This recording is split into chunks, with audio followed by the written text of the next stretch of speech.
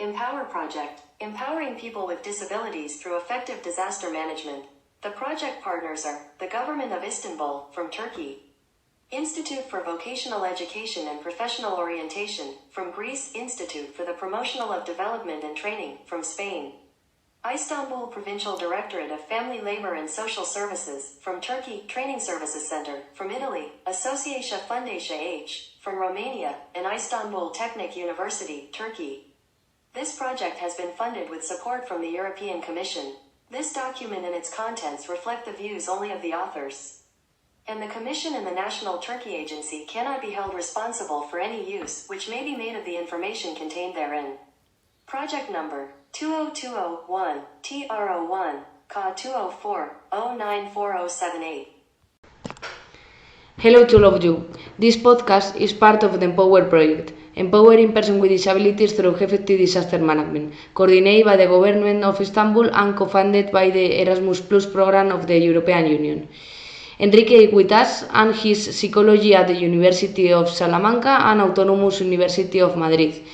He's clinical psychology at the European University of Madrid, and he's working the last years both as clinical and organizational psychologist in different entities, both in Spain and in Ireland. Also training and some experience in emergencies during the last years.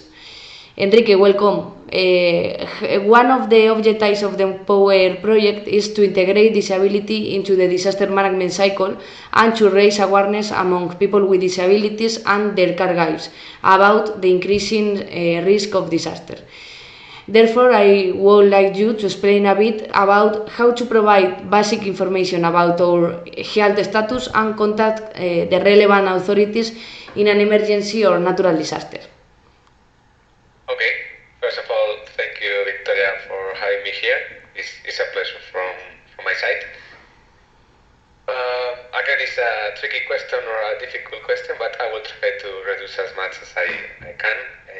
I will say here that almost all the people, we have a mobile phone at all times with us. And if you don't have one, in case of emergencies or natural disasters, for example, you should look for a mobile or telephone to contact the authorities as soon as possible, who will help you, for sure. The international protocol, PAS, Protect, Advise and Aid,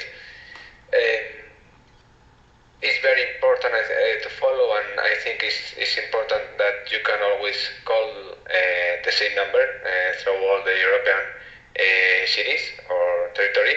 You can call 112 for all emergencies that you can have, both natural disasters, accidents, or any emergency that you may have related with your health. You can call with your mobile phone, for example, or find another mobile device, or if available, you can go to an SOS post on the road, for example, if you are in the middle of a road. This European number for emergencies and natural disasters is common for all European countries. It's the 112. I think is well known for almost all of us. And this number is a number where all the emergency services all across Europe are channeled. If, for example, we have already alerted these services, they might need to contact us again for more information. So it's important that you keep the line not busy, because we are telling people we know that we know what has happened. They will not be able to get this information if we don't have this line free for the callback.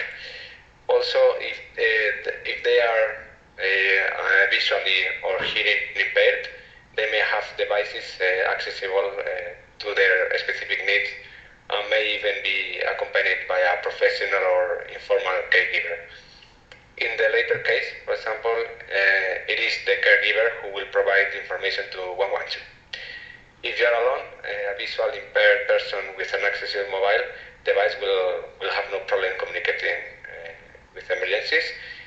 If they are hearing impaired, they can access 112 by text message, by SMS.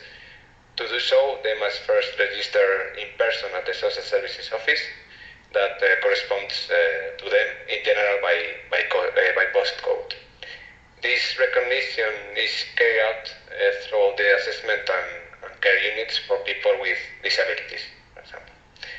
In this way, instead by contacting by voice, you can communicate by text message, and the emergency service will ask you the same questions as they will do in writing.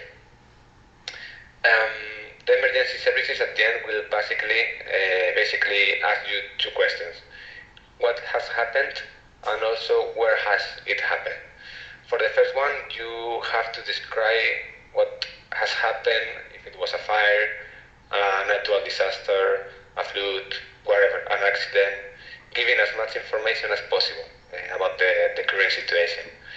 If there are injured people, or for example, how many of them, if there are people conscious, if there is anyone trapped, for example, in a fire. If you require, for example, a specific attention for the need, for example, visual or hearing impairment, this will be also communicated to the emergency team. And the second question, where has it happened? The more information we give, the better. The more information we give to these emergency services, the less time it will take for them to arrive to the place. If you witness a situation in the street, for example, it is important to give the name of the street, or if you don't know the name of the street, you can give them references to something that is well known, such as a monument, a notable shop, or whatever place you think is well known for everyone. In case you are, for example, in the middle of a road, we can indicate whether it is motorway or another kind of road. Also, we can name the name of the road if we know, or the kilometer, or if not, if we don't know where we are, we should say from where and to where we are going. How long it has been, for example, since the last town that we have passed through, or where all the trip initiated and how long it takes so far. All these indications may seem so obvious, but they are not always carried out correctly to the teams, to the emergency teams, since we are, for example, exposed to an event that causes us stress and nerves, and we are not used to deal with it.